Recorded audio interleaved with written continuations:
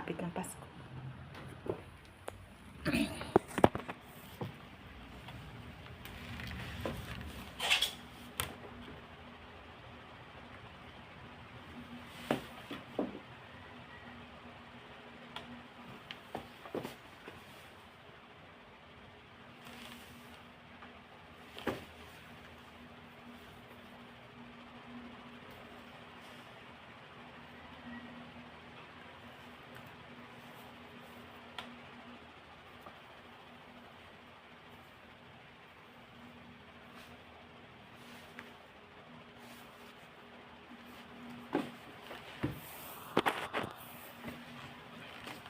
Kerry, pasok ka dito. Kerry, pasok ka.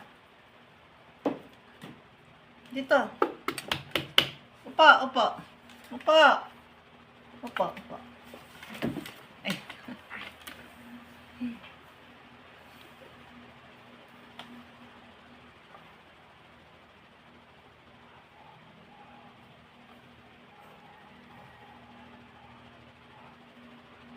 I love you, Kerry.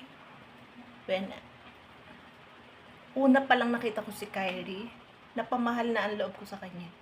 Kaya, nandito ako, magkasama kami. Dahil din sa 50% na pagmamahal ko sa kanya. Wish ko, mababa pa ang buhay ni Kyrie hanggang malakas siya. Ayokong magkakasakit siya. At kung magkakasakit man siya, siguro yun ang hangganan ng buhay niya. Diba, Kyrie? Or wag na siyang magkasakit. Diba? Pag kinuha siya ni Lord, kunin na lang siya ng walang sakit. Pero ang gusto ko kay Kyrie, mahabang buhay.